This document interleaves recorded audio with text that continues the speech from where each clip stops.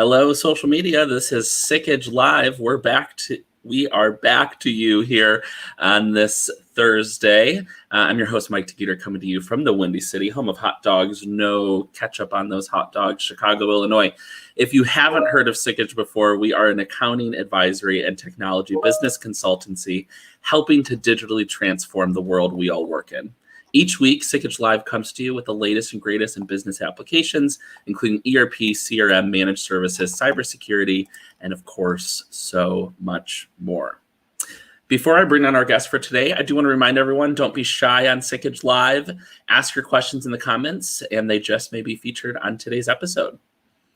Today, we're talking with Mark Punzarudo. I think I pronounced that right, director in our security practice, about vulnerability management, a hot topic always as your company faces the modern day challenges of hacks, frauds, and scams. Why not get ahead and address your vulnerabilities before a hack happens? Well, thankfully, we have Mark to guide us through how this is possible. Welcome, Mark, and thanks for joining us on Sikich Live today. Hey, and thanks for having me.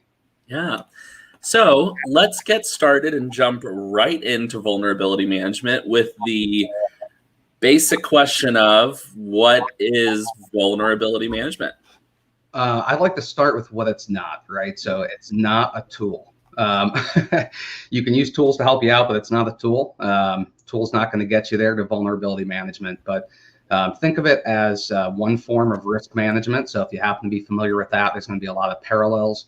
But ultimately, it's a cycle or a program in which a company is going to identify, classify, remediate, and then eventually manage, those vulnerabilities that they do have.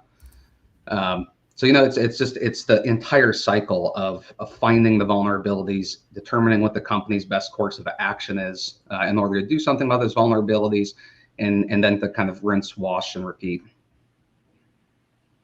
So, Mark, what are some common misconceptions around vulnerability management?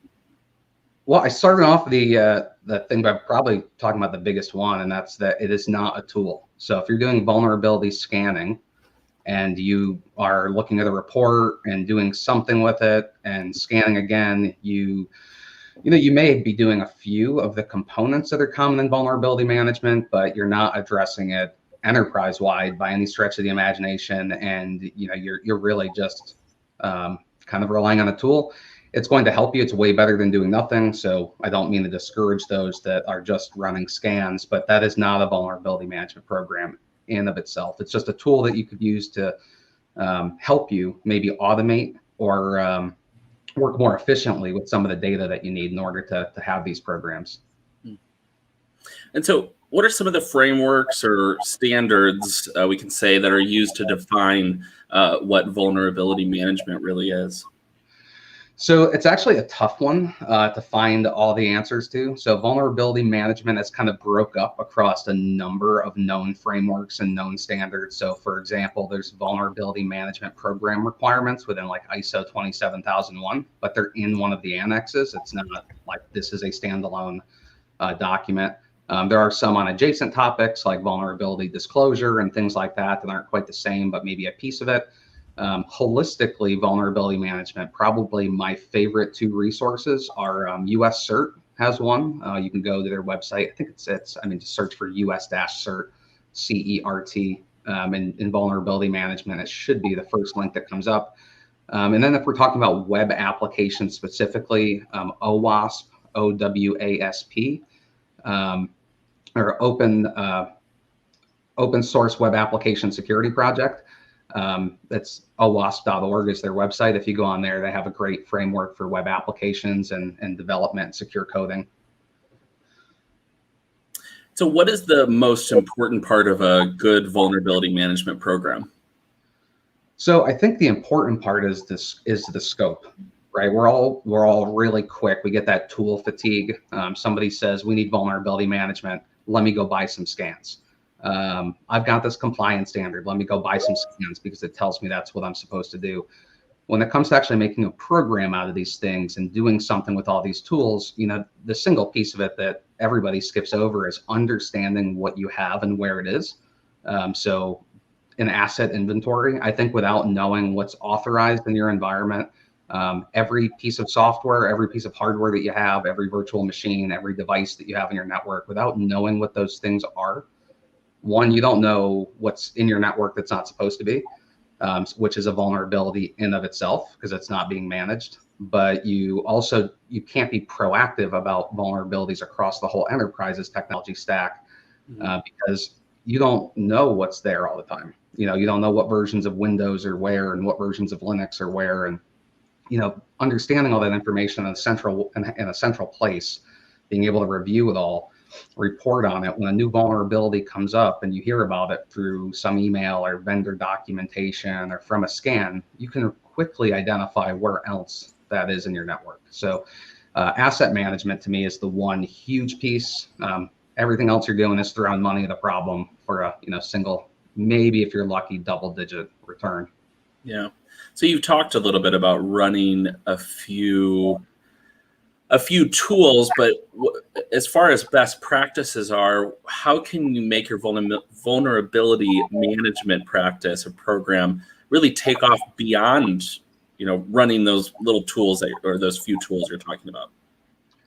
Yeah, so it's really interesting, right? When you start thinking about vulnerability management the same way that other departments think about their programs and products, right? Because that's exactly what this is. This is just another program within your company, similar to marketing campaigns, similar to doing something like a Sikich Live. There's protocols around it.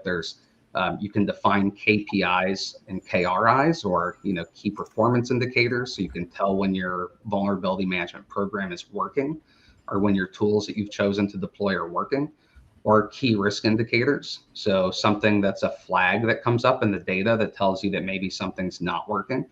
An example of something like that could be that if you do a vulnerability scan and find a patch that's critical that hasn't been installed in under 30 days, and your company's policy is to have it done in 30 days, that would be a key risk indicator that's showing a trend that perhaps the vulnerabilities are out of, that program's out of policy or that procedure is not working correctly. So, you can start to actually optimize and report on these things back to key stakeholders, which just increases awareness and buy-in and makes the whole program better. So right now, businesses are exponentially moving to the cloud, right?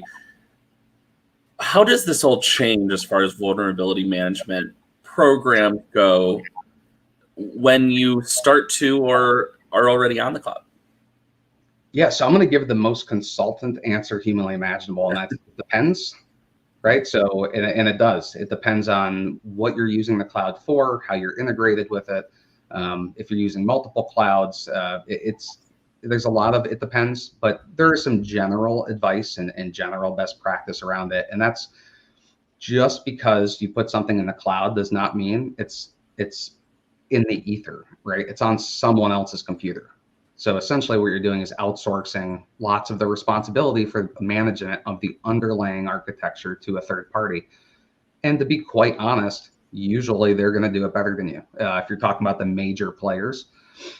But they're still, moving to the cloud. Just because, let's say, you get rid of virtual machines and everything, and you're using service-based architecture, you won't have to worry about patching an operating system because that's not what you do in that type of environment. But you will have configurations that need to be made in order to properly secure that environment. So the services have to be configured correctly, and not doing that is a vulnerability in of itself. Same thing goes if you have virtual machines that are sitting in a cloud environment. Depending on where your responsibility starts for management on those machines, there's things like patching that may or may not be getting done. Maybe it's a shared responsibility. There's things like updating network devices that may or may not be getting done. So there starts the attack surface tends to grow, right? So you're adding the cloud, the attack surface is naturally going to grow. The question is, in what direction is it going to grow?